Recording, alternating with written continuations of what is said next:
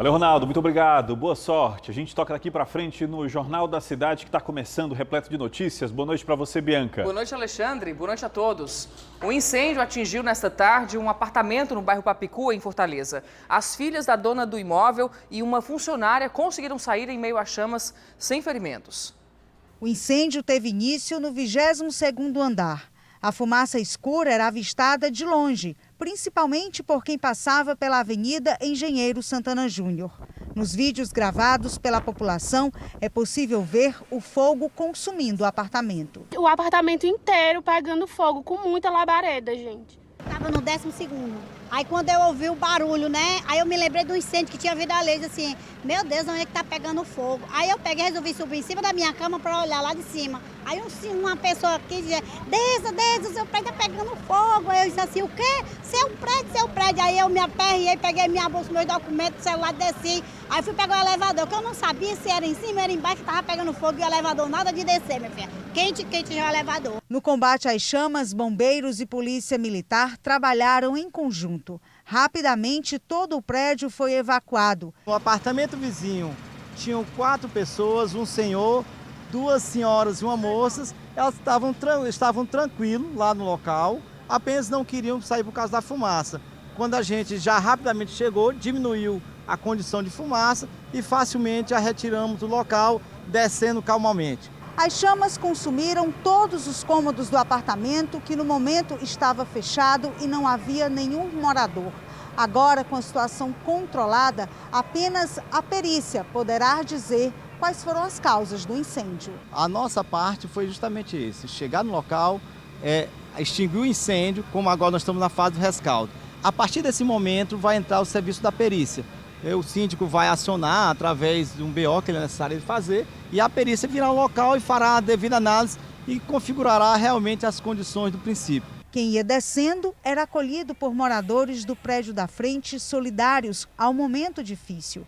Do apartamento do 21º andar, esse cão foi o último a ser resgatado e nada melhor que o colo amoroso do dono para passar o susto. Esta senhora estava no apartamento ao lado de onde o fogo começou. Ela conta os momentos de desespero. Eu nunca passei por isso, nunca. E minhas meninas que eu criei, né, do meu trabalho, eu estava toda apavorada e eu apavorada. Os bombeiros chegaram há pouco tempo, depois que já estava tudo infestado de fumaça e eles arrombaram a porta. Mas a gente se salvou, graças a Deus. Ainda bem, foram só prejuízos materiais. Agora, imagine o susto de mãe e filha na manhã de hoje. O carro que elas estavam pegou fogo em plena BR-116. Foi bem no comecinho da rodovia, no bairro São João do Tauap, em Fortaleza. Era horário de pico e a via estava bem movimentada. Imagens feitas por outros motoristas mostram o carro em chamas no meio da pista e em seguida os bombeiros apagando o fogo. O veículo ficou completamente destruído. A motorista, uma médica, e a filha dela, de 3 anos, não se feriram. Acompanhe agora outros destaques da edição de hoje. 1 a cada 4 testes rápidos realizados no Ceará dá positivo para a Covid-19, mas hospitais continuam sem aumento de demanda. Casal de estelionatários que se passava por servidor do Tribunal de Justiça do Amapá é preso em Fortaleza. Você vai entender como a alta da gasolina e do diesel reflete no preço dos alimentos. E acompanhar toda a movimentação pré-clássico rei no entorno do Castelão. O Jornal da Cidade desta quarta-feira está no ar.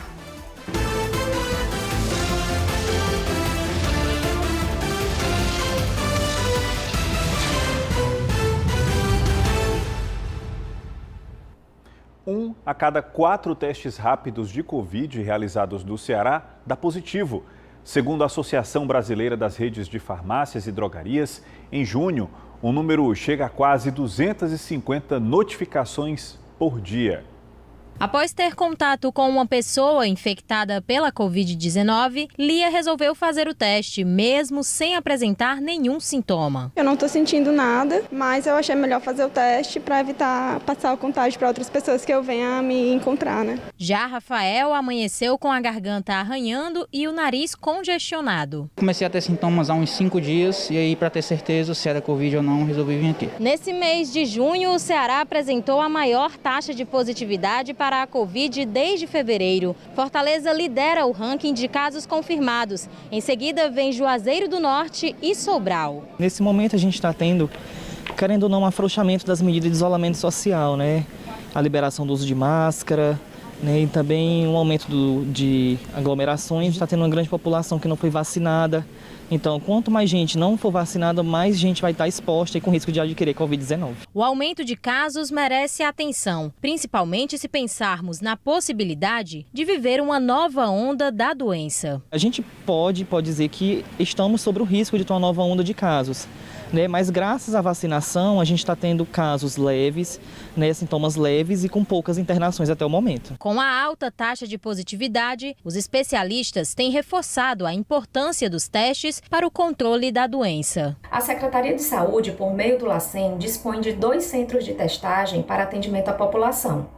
Um localizado no Aeroporto Internacional Pinto Martins, que atende exclusivamente passageiros em desembarque, e outro localizado no centro da cidade, no Hotel Excelsior.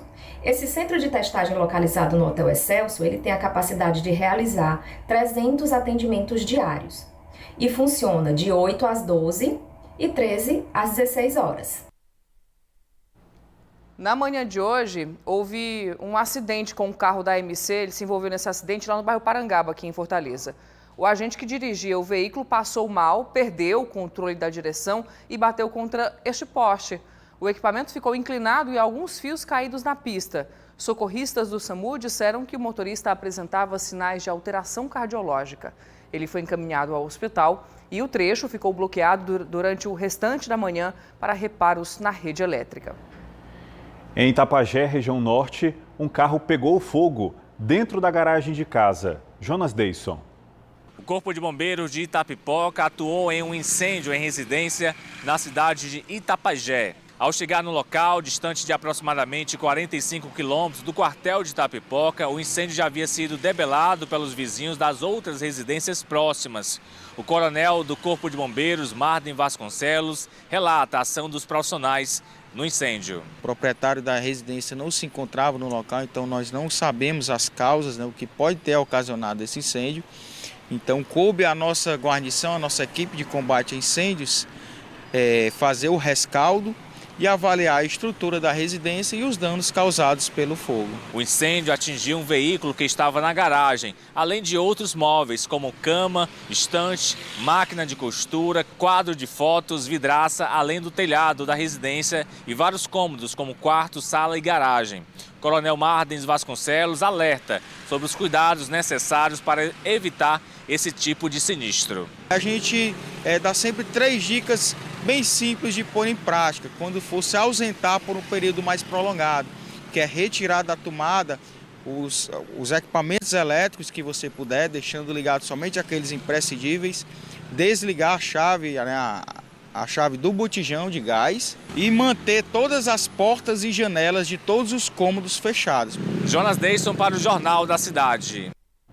A alta no valor da gasolina e do diesel já reflete no preço dos alimentos, viu? E por consequência, no faturamento dos supermercados. Muitos clientes já fazem seleção de produtos e, para controlar os gastos, acabam levando só o essencial. Está tudo caro e Dona Laís não sabe mais o que fazer para a feira não pesar tanto no bolso. Os R$100 para nós hoje é como se fosse R$10. Pesquisar é palavra de ordem para muita gente e pode ajudar a amenizar os custos de levar o essencial para casa. Dona Nessina é aposentada e diz que com o que ganha é preciso substituir e até deixar de levar muitos produtos por conta dos preços nas alturas. Aqui eu venho no dia assim que tem alguma promoção de frutas e verdura. No dia da carne também, quarta e quinta, mas outro dia eu não venho. São muitos os fatores que contribuem para o aumento dos preços dos produtos aqui nas prateleiras. Mas são mesmo os combustíveis que têm feito com que as feiras fiquem cada vez mais caras. Afinal de contas, boa parte do transporte desses produtos é feita pelas rodovias e com os reajustes o frete fica mais caro. É um efeito cascata que inevitavelmente atinge os consumidores, que sempre se questionam: até quando isso vai continuar assim? Tem que ter jogo de cintura. O ser humano é para ver com salário, meu filho, pena, viu? Antônio Salles é secretário executivo da Associação Cearense de Supermercados. Segundo ele, os combustíveis têm pesado muito no preço final encontrado nas prateleiras. E a situação pode piorar ainda mais. Esse aumento da Petrobras de mais de 5% na gasolina, de mais de 14% no diesel, esse aumento é só para as refinarias, né? Isso não está abordando ainda o aumento nos postos de combustível, né? Os postos eles têm autonomia para remarcar preço e margem, então a gente não sabe nem o valor real desse aumento que vai chegar tanto no combustível como nos produtos finais. Ele diz ainda que os supermercados não têm mais margem para reduzir os lucros. Isso tornaria inviável as operações dos estabelecimentos. Os supermercados já possuem uma margem muito baixa, dada a concorrência que existe, principalmente aqui no nosso mercado estadual. A gente tem a presença dos grandes nacionais, dos grandes regionais, dos locais, dos mercadinhos de bairro. O empresário que não baixar a margem dele, o consumidor migra para o vizinho que é seu concorrente, que já tem essa margem mais baixa. Então, o mercado se autorregula, as margens são baixas, não dá para fazer brincadeira com margem de produto. Um casal de estelionatários que se passava por servidor do Tribunal de Justiça do Amapá foi preso hoje de manhã em Maracanaú, na região metropolitana de Fortaleza. E foi, segundo as investigações, Anderson Lima, qual foi o tamanho do prejuízo que esse casal deixou aí para as vítimas? Conta pra gente. É verdade, Bianca, um baita prejuízo aí para muitas vítimas. Boa noite para vocês aí no estúdio, para todo mundo que nos acompanha ao vivo aqui no Jornal da Cidade. Como você disse, esses golpistas eles foram localizados lá no município de Maracanaú, região metropolitana aqui de Fortaleza. E acabaram presos um homem de 23 anos com antecedentes criminais por tentativa de homicídio, por furto, por danos e também por 2 lesões corporais. E uma mulher de 37 anos que até então não tinha passagem pela polícia. Durante as investigações, a polícia descobriu que esses suspeitos eles se passavam por funcionários públicos lá do Tribunal de Justiça do Estado do Amapá. E os golpes eram aplicados com cobranças de adiantamento para pagamentos de precatórios. Um prejuízo estimado aí para as vítimas de cerca de R$150 mil. O delegado que investiga o caso deu mais informações sobre como esses golpes eram aplicados. Vamos acompanhar.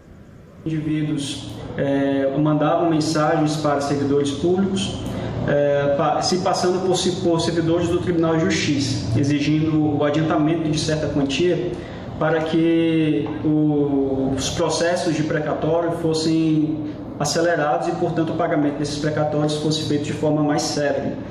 O jurisdicionado, se vendo obrigado a não ter o seu processo engavetado ou mandado para o início da fila, realizava tais pagamentos e acabava caindo no golpe. Estima-se que o prejuízo inicial seja pelo menos R$150 mil. Ainda hoje, a apreensão de droga avaliada em quase R$2,5 milhões em Tianguá. E já na volta do intervalo, os preparativos do Clássico Rei. E a plataforma já em funcionamento aqui no Ceará, que evita a ida aos cartórios para resolver problemas.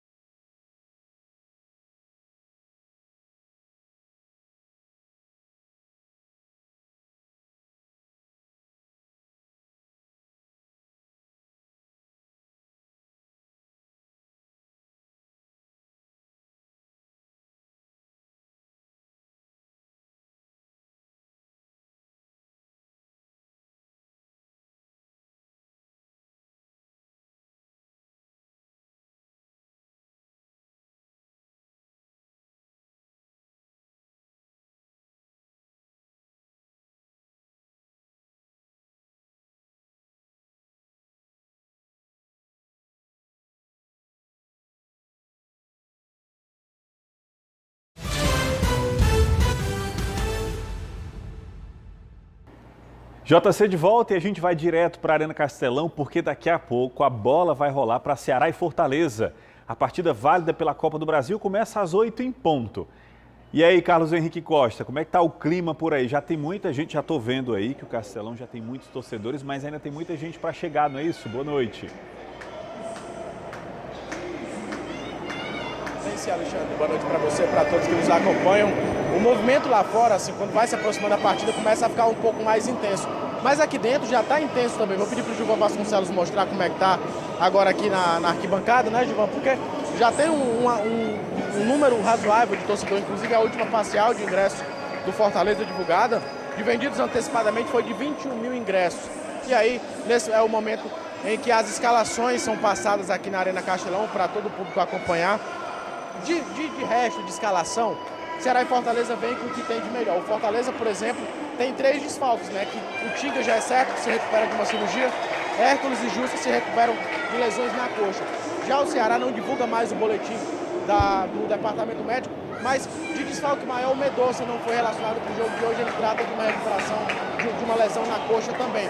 O certo é que a bola rola às 8 da noite, o clima é muito bom, a torcida está muito ansiosa para esse jogo, porque vale 4 milhões de reais.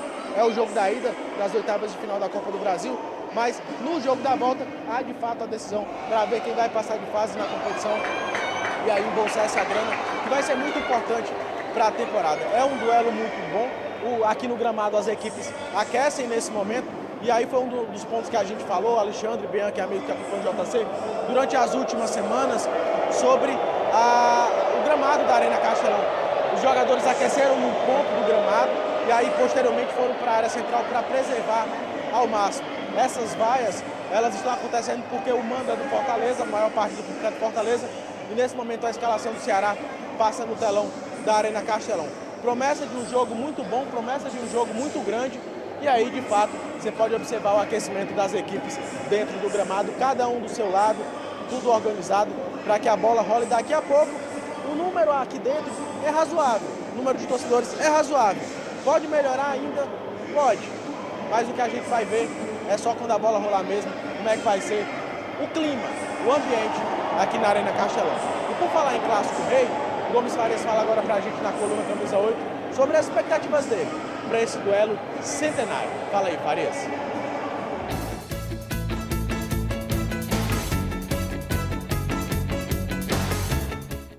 Boa noite. Dentro de aproximadamente meia hora, a bola começa a rolar no Castelão, naquele jogo que faz parte da vida do povo do Ceará, das 2 maiores torcidas, Fortaleza e Ceará, Ceará e Fortaleza. É realmente um clássico do futebol do Nordeste, ninguém pode negar. E em clássico, eu me lembro dos comentários do Paulino Rocha, um dos maiores nomes da crônica desportiva do estado do Ceará, quando ele dizia que clássico é clássico, aliás, não era só ele que dizia isso, né? Mas que macaco velho não mete a mão em cumbuca.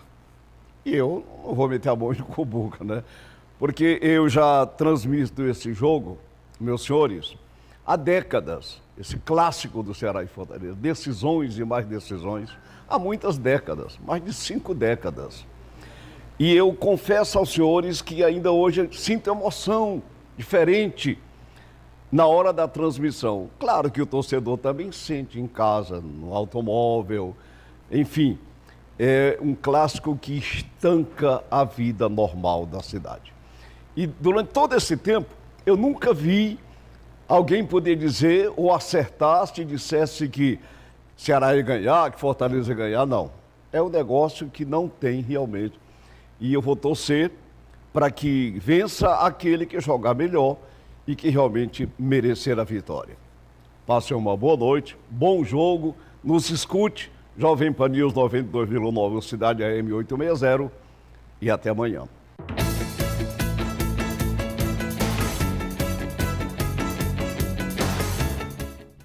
E você lembra do concurso do Metrofor, que foi suspenso horas antes da abertura dos portões e pegou muita gente de surpresa? Foi no início do mês agora, 12 de junho, com mais de 30 mil inscritos, pois a prova será retomada após uma nova decisão da Justiça. A Universidade Estadual do Ceará vai divulgar a nova data do exame. E uma plataforma digital está facilitando a vida de quem precisa dos serviços dos cartórios no Ceará e resolver demandas sem sair de casa, tudo pela internet. Olha que bom, já tem muita gente usando e os atendimentos presenciais, inclusive, caíram pela metade. Cícero veio ao cartório para finalizar o atendimento que começou na internet. Melhorou, bem dizer, 100%, né? Porque a gente vinha atrás de uma matrícula, agora o advogado pode pedir pela internet, pelo site do cartório, né? E melhorou muito. Já José não conhecia a Central Eletrônica de Registro de Imóveis do Ceará. Eu fui surpreendido hoje, ao chegar aqui, me disseram que existia essa possibilidade de eu fazer esse serviço sem sair do meu escritório para vir até o cartório. Vai ser muito útil para mim, né, porque a gente tem outros processos a resolver e se torna mais prático e mais rápido. O Ceará está entre os 14 estados brasileiros que utilizam o sistema. A central facilita e acelera os serviços que necessitam de cartório. A Cerice é a Central Eletrônica de Registro de Imóveis do Estado do Ceará. É uma plataforma que foi criada e pensada para possibilitar o atendimento remoto do usuário, ou seja, para que o nosso usuário não precise se dirigir ao balcão do cartório para receber o atendimento e possa receber esse atendimento na tranquilidade da sua residência, do seu escritório ou de onde melhor lhe convier. Implementada em abril de 2019, a plataforma reduziu os atendimentos presenciais deste cartório no Dionísio Torres em mais da metade. De acordo com os dados, antes do Cerice, cerca de 400 pessoas vinham até esta unidade. Com a plataforma, esse número caiu para 200 por dia. Questão da sustentabilidade, da redução de papel, né, uma redução em torno de 90% de papel.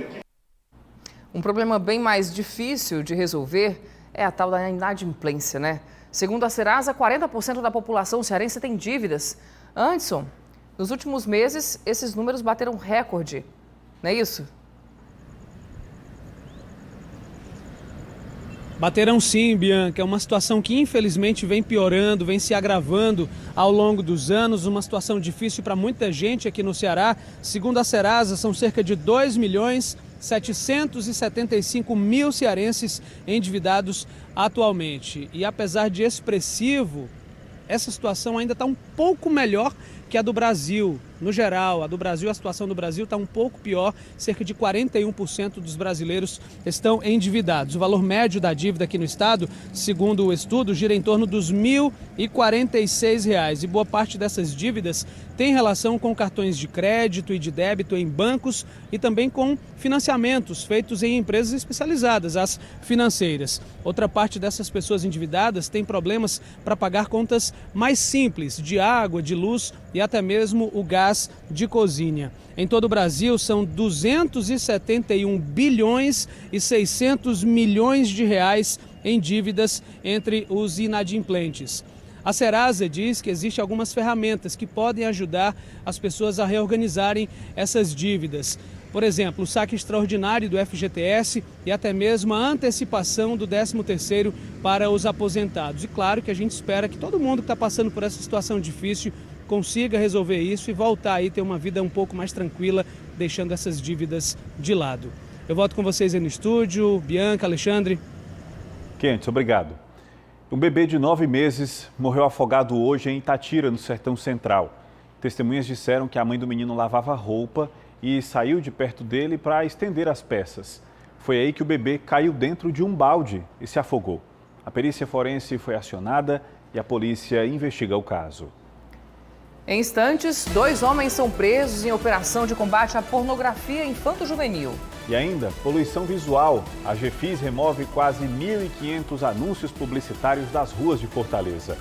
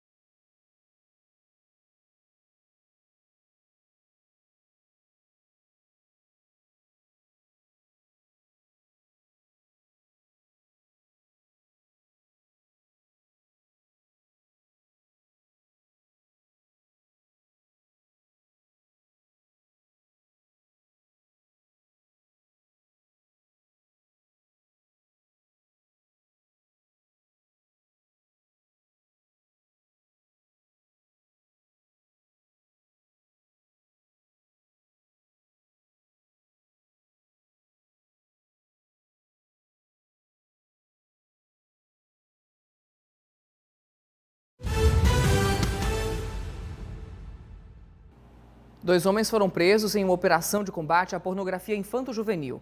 Mara Rodrigues tem mais informações. A ação foi desencadeada pela Polícia Civil em parceria com a Polícia Federal e a Perícia Forense. Uma das prisões aconteceu em flagrante, já que a polícia descobriu que um dos suspeitos estava produzindo pornografia infanto-juvenil e uma das vítimas era uma pessoa da família dele. Vários materiais foram apreendidos, como computadores e celulares. Com essas apreensões, as investigações continuam para desvendar mais detalhes sobre esse crime. Nós conseguimos aí rastrear, detectar, investigar, apontar, individualizar os suspeitos e também identificar as vítimas desses crimes, que consistem no armazenamento, na distribuição e até mesmo na produção de material. Inclusive essa produção em alguns suspeitos envolvia contato com vítimas próximas, familiares, crianças e adolescentes, onde havia a produção, realmente ele produzia e alimentava a rede mundial de computadores com esse material. Essa ofensiva ela foi realizada no âmbito da Operação Acalento, que é uma operação de âmbito nacional, realizada pela COPOL, Coordenadoria Integrada de Operações Policiais Integradas, do Ministério da Justiça. E também contou com o apoio do Departamento de Inteligência da Polícia Civil e também com o apoio da Polícia Federal. E é uma operação muito importante, uma ação muito significativa, e fica aqui o alerta para todos nós, para pais, responsáveis legais. Por quê? Porque no momento dessa entrevista aqui, que nós estamos conversando agora, crianças e adolescentes, elas podem estar sendo aliciadas nesse exato momento por criminosos na rede mundial de computadores. Foi condenado a 22 anos e 7 meses de prisão o homem que matou a esposa na presença do filho dela. O crime aconteceu em 2017 em Aquirás, região metropolitana de Fortaleza. Após 5 anos da morte de Márcia, Carlos Antônio da Costa Filho foi julgado pela segunda vez no Fórum Manuel Florencio Filho. Márcia da Silva Oliveira foi assassinada no dia 24 de abril de 2017 pelo ex-companheiro Carlos Antônio da Costa Filho. O casal estava junto há 6 anos. No começo da relação, Carlos se mostrava um homem atencioso e carinhoso. Mas com o passar do tempo, ele se tornou ciumento e principalmente agressivo. Por diversas vezes, Márcia foi agredida e muitas das agressões foram presenciadas pelo filho de 12 anos. Começou a ter uma perseguição de moto com a gente. Chegou lá em cima, ele chutou a moto que a gente caiu e a moto ficou em cima da perna dela. Aí queimou a perna dela e ele começou a agredir ela e começou a tacar a faca nela. E começou a tacar capacete nela. Ela não estava conseguindo se levantar e começou a puxar os cabelos dela. Puxou os cabelos dela, botou em cima da moto. E eu pedi para ele não fazer isso com a minha mãe. Deixasse ela em paz. Eu chorei, eu pedi para não fazer isso com a minha mãe. Aí ele disse que ia matar ela. Eu disse que eu ia ficar órfão de mãe e pai. E ele fez isso, Após 6 horas de julgamento, a sentença saiu. Carlos Antônio da Costa Filho foi condenado a 22 anos e 7 meses em regime fechado. Os familiares da vítima disseram que, apesar da saudade, se sentem aliviados. Nada vai preencher e nada vai fazer com que ela volte. Então, pelo menos, que ele fique preso. Que ele fique preso e ele pague pelo que ele fez. E um homem foi preso em Missão Velha, região do Cariri, acusado de tentativa de estupro. Anderson, a própria mãe desse homem, uma idosa de 69 anos, foi a vítima dele, é isso? Parece absurdo demais, Alexandre, para ser verdade, mas foi exatamente isso que aconteceu lá em Missão Velha, na região do Cariri. Como você disse, esse homem de 43 anos, ele foi preso após ter sido denunciado pela própria mãe para as autoridades. A idosa, de 69 anos, disse que ele, o próprio filho, havia tentado estuprá-la. O ex-presidiário, o nome dele é o seguinte, Edmilson Queiroz da Silva, ele foi localizado pela PM no bar que pertence à própria mãe, ou seja, ele estava ali ainda perto, rondando a própria vítima, e ele foi encaminhado para a delegacia plantonista lá de Juazeiro do Norte, também na região do Cariri. Ele foi enquadrado pelo crime de estupro e pela nova redação de crimes, ele também foi enquadrado pela Lei Maria da Penha. Ele já havia sido preso por homicídio em 2009 e também por ameaças contra 3 pessoas. O advogado dele já havia entrado com um pedido no Tribunal de Justiça, informando que ele enfrenta problemas mentais. Eu volto com vocês aí no estúdio. Obrigada, Anderson. E a Polícia Rodoviária Federal localizou mais de 20 quilos de pasta base de cocaína, avaliados ali em R$2.400.000. A apreensão aconteceu durante uma abordagem de rotina no quilômetro 307 da BR-222, em Tianguá. Ao perceberem ali o nervosismo do motorista, os agentes realizaram uma vistoria mais minuciosa e acabaram encontrando um compartimento secreto no painel do veículo, onde estavam 20 tabletes. O motorista disse que recebeu a encomenda no Piauí e a entregaria em Fortaleza. A AGFIS removeu mais de 1.400 anúncios publicitários das ruas de Fortaleza e está visitando empresas com um trabalho educativo sobre poluição visual neste mês, que é o mês do meio ambiente.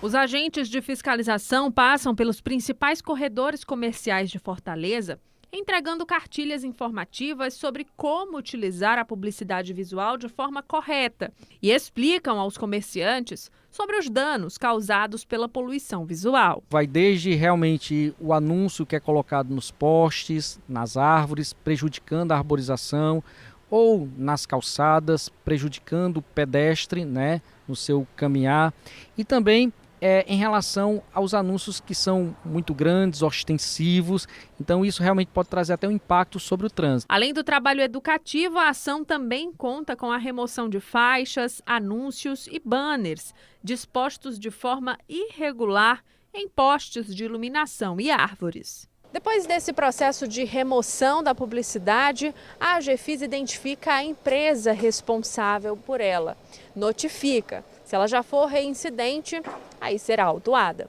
As multas podem variar de R$ 135 para pessoa física e R$ 32.400 para pessoa jurídica. Especialmente a lei prevê a questão da reincidência, então o valor da multa ele é agravado, certo?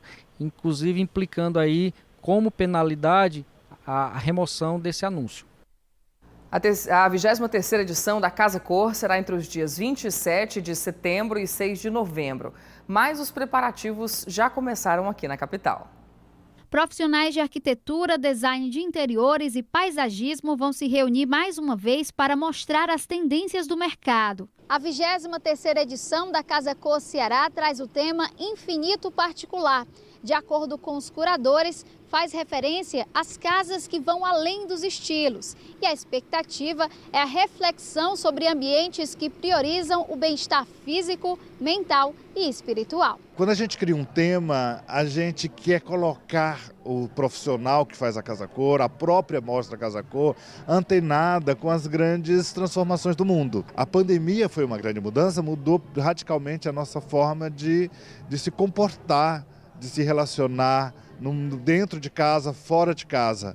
A arquitetura não pode estar à parte, a boa arquitetura não pode estar à parte do que está acontecendo no mundo. Na reunião desta terça-feira, no Teatro São José, foi confirmado o local da edição deste ano. Serão mais de 4.000 metros quadrados de exposição. Ponto muito positivo é que nós estamos no mesmo local, porque o local é maravilhoso, a casa é maravilhosa, a localização na Rui Barbosa. A gente vai poder trazer para o nosso público mais entretenimento, sabe? A gente vai ter uma área grande onde vamos ter restaurante, loja, café, bar, praça. A Casa Cor ela é um evento muito importante para a cidade, justamente porque ela agrega um conjunto de profissionais que tem uma capacidade muito grande de impactar na economia criativa da cidade de Fortaleza. A Casa Cor acontece de 27 de setembro a 6 de novembro. Diego participa há 7 anos da mostra. O arquiteto reconhece a amplitude da temática deste ano. A gente vai pensar bem no humano, a questão de vivenciar a casa, de vivenciar o ambiente, então tem que pensar bastante nisso com relação ao tema. Jornal da Cidade termina aqui. Assista agora as principais notícias do Brasil e do mundo no Jornal da Record. Amanhã, às 6h30, tem Miguel Anderson Costa no Balanço Geral Ceará amanhã. Forte abraço para você. A gente encerra então com imagens da Praia do Cumbuco, no litoral oeste do nosso estado, lá ali em Caucaia, onde está sendo realizado um festival de quadrilha. Até amanhã.